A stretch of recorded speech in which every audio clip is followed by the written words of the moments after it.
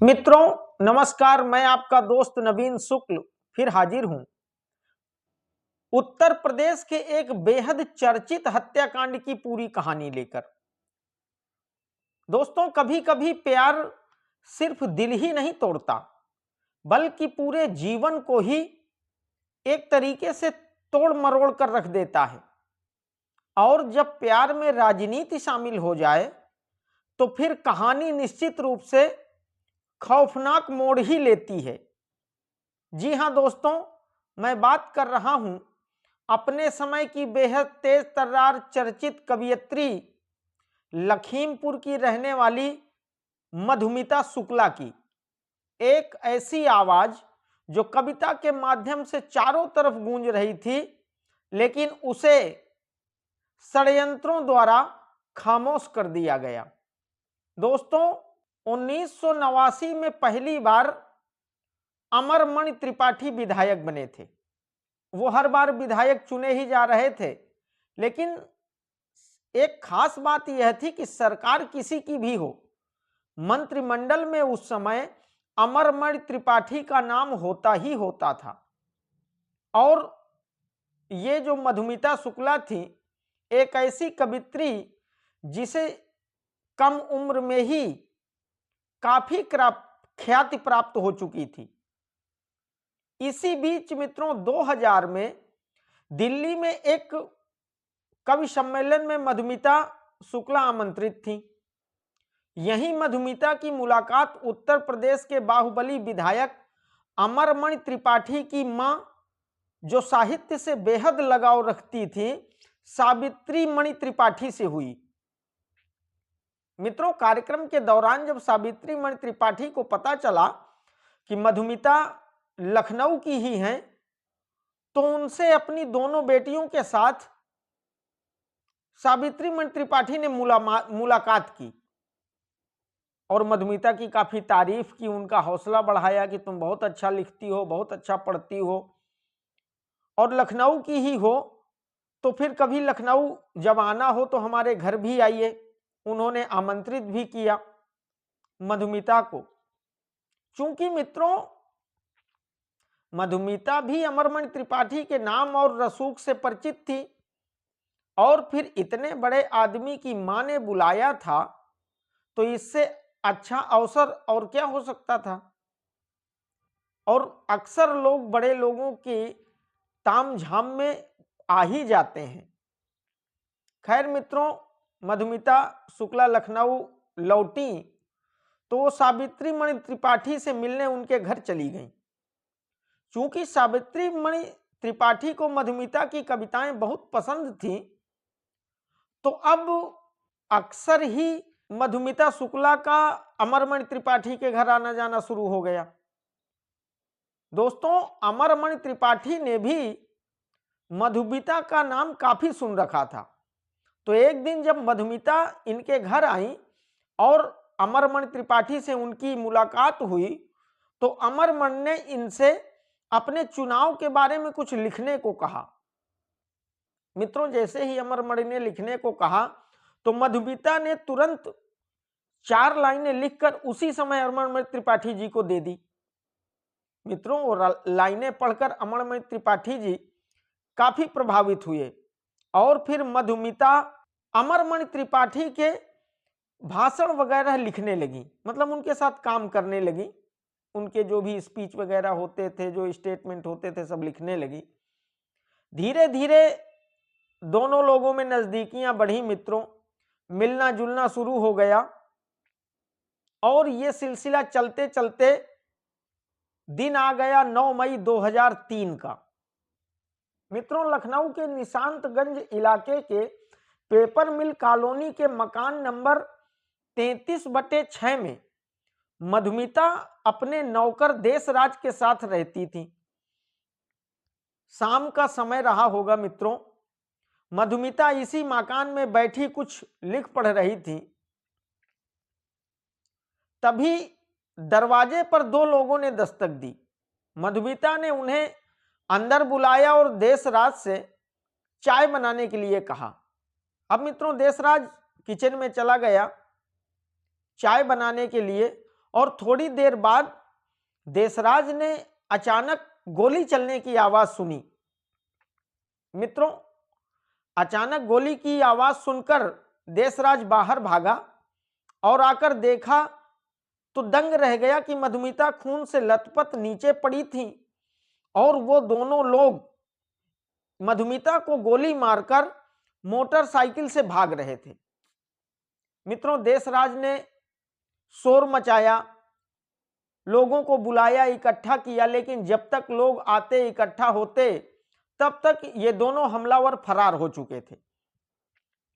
मित्रों, देशराज ने तुरंत इस बात की सूचना मधुमिता की जुड़वा बहन निधि शुक्ला को दी। तब तक मधुमिता का शरीर मित्रों वहीं ठंडा पड़ चुका था। निधि शुक्ला घर आई और 7 बजे के आसपास स्थानीय थाने में इस घटना की सूचना दी गई। मित्रों, स्थानीय पुलिस और कुछ आला अधिकारी मौके पर पहुंचकर घर की तलाशी वगैरह लेने लगे। मधुमिता का फोन और पुरानी डायरियां वगैरह कब्जे में लेकर जांच के लिए भेज दिया और दूसरे दिन मधुमिता के शव को पोस्टमार्टम के लिए भेज दिया गया। कहते हैं मित्रों कि अमरमणि त्रिपाठी अपने समर्थकों के साथ पूरे समय पोस्टमार्टम हाउस में मौजूद रहे। इसका कारण लोगों को यह बताया गया कि उनकी मां से मधुमिता की नजदीकियां बहुत ज्यादा थी और मधुमिता अमरमणि त्रिपाठी के साथ काम भी करती थी। तो इस वजह से परिवार को हौसला और जज्बा देने के लिए अमरमणि त्रिपाठी पोस्टमार्टम में पूरे समय उपस्थित रहे। मित्रों, पोस्टमार्टम के बाद अमरमणि त्रिपाठी ने अपनी निगरानी में ही मधुमिता के शव को उनके पैतृक निवास लखीमपुर भेजवा दिया। लेकिन गांव पहुंचने से पहले ही एसएसपी अनिल अग्रवाल के आदेश पर मधुमिता के शव को लखनऊ वापस ले आया जाता है चुपचाप।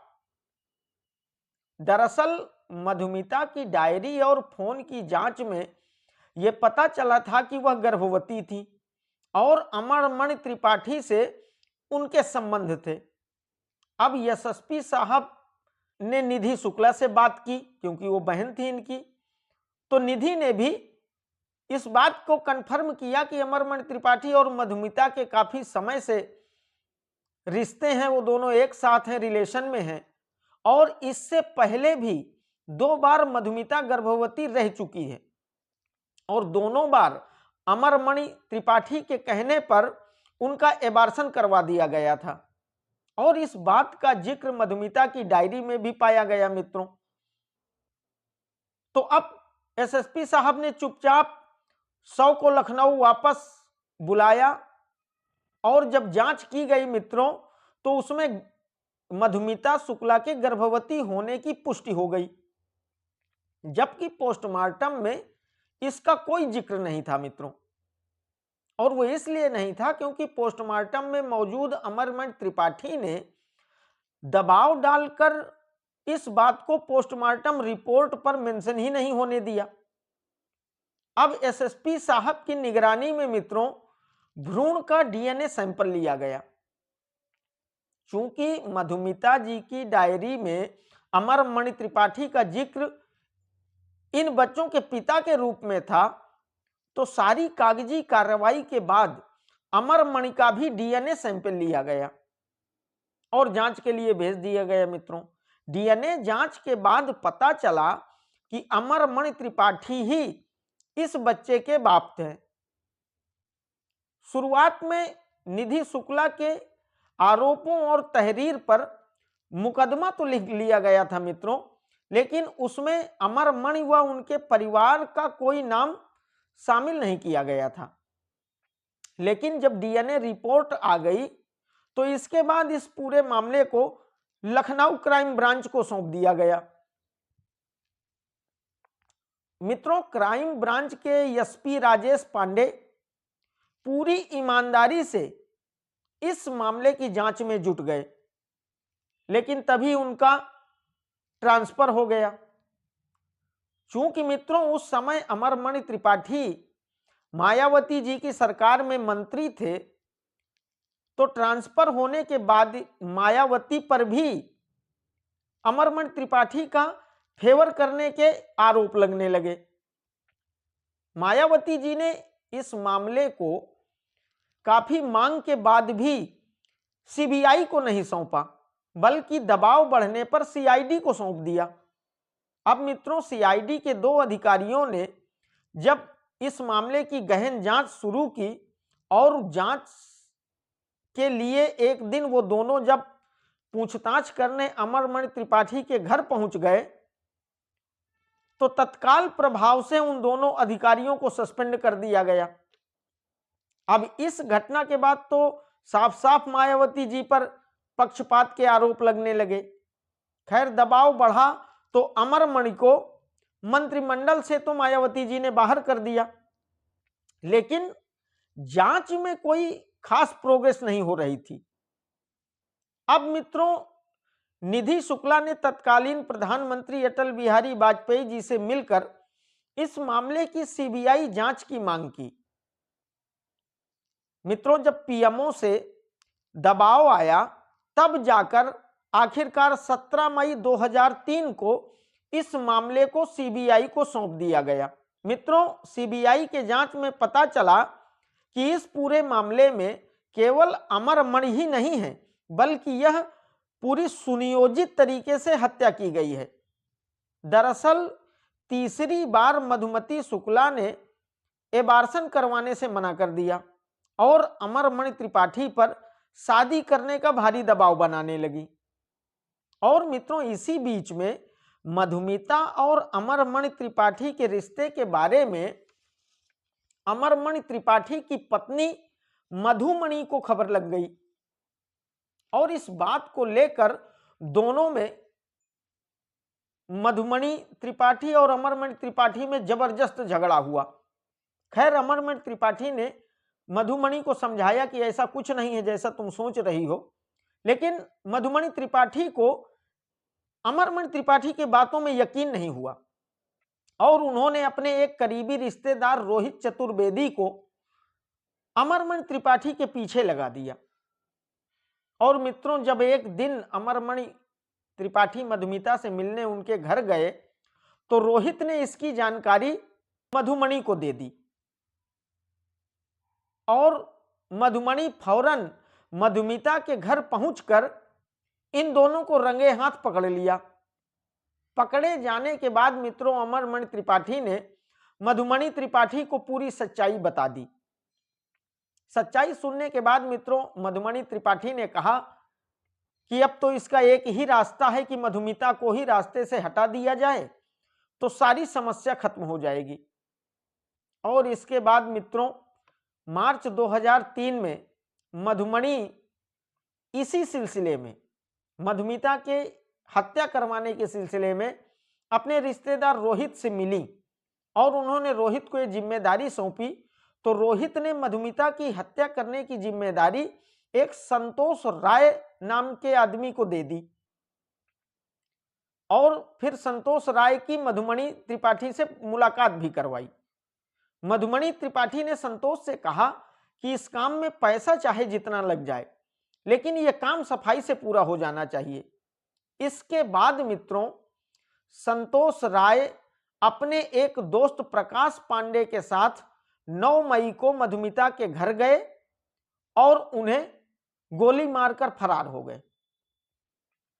मित्रों इस खुलासे के बाद 23 सितंबर को अमरमणि त्रिपाठी को गिरफ्तार कर लिया गया और इस हत्याकांड में संतोष राय, प्रकाश पांडे, मधुमणि शुक्ला, सत्य प्रकाश, रोहित चतुर्वेदी और यज्ञ नारायण दीक्षित को आरोपी बनाया गया।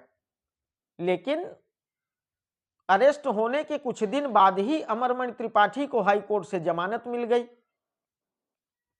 तो अब जब वो बाहर आ गए तो पावर और पैसे की दम पर गवाहों को डिस्टर्ब किया जाने लगा, फर्जी दस्तावेज बनाए जाने लगे, मनगढ़ंत कहानियां बनाई जाने लगी, आरोप लगाया जाने लगा और इससे मित्रों जांच पूरी तरीके प्रभावित हो रही थी।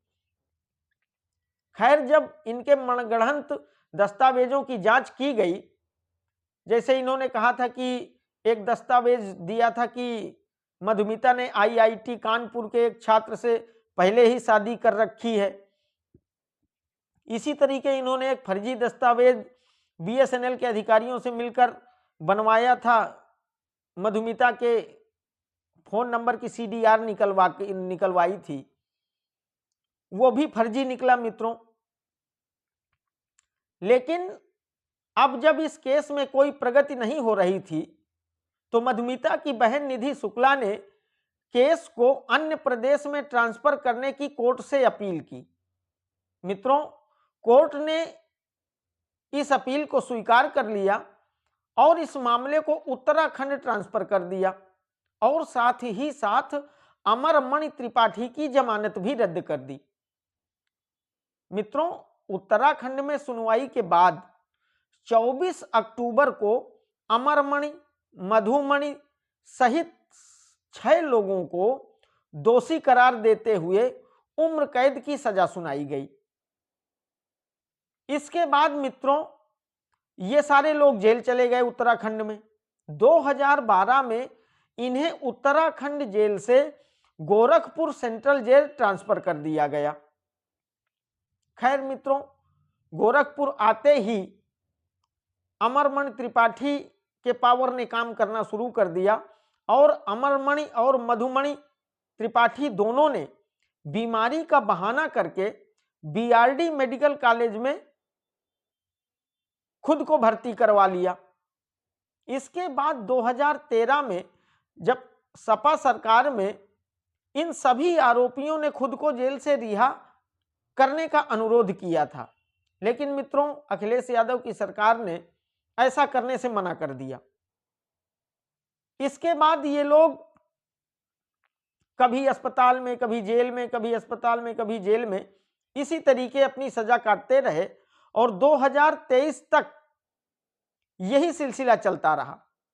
इसके बाद अगस्त 2023 में मित्रों योगी जी की सरकार ने अमरमणि त्रिपाठी और मधुमणि त्रिपाठी को अच्छे व्यवहार का हवाला देकर रिहा कर दिया और मित्रों दोनों बाहर आ गए और फिर शानदार जिंदगी जीने लगे। मित्रों, जो मधुमिता शुक्ला की बहन है निधि शुक्ला, उन्होंने बहुत सारे आरोप लगाए कि 60% समय तक तो ये दोनों बाहर ही रहे, इनको क्या फर्क पड़ता, इनको क्या सजा मिली। लेकिन मित्रों निधि शुक्ला इंसाफ के लिए लड़ रही हैं और देखिए समय के साथ इस मामले में क्या होता है। तो मित्रों मधुमिता शुक्ला की यह कहानी सिर्फ एक हत्या नहीं है, बल्कि यह एक सबक भी है मित्रों कि जब जब प्यार राजनीति और ताकत के खेल में उलझ जाता है तो रिश्ता हत्या में बदल जाता है। मित्रों अगर मधुमिता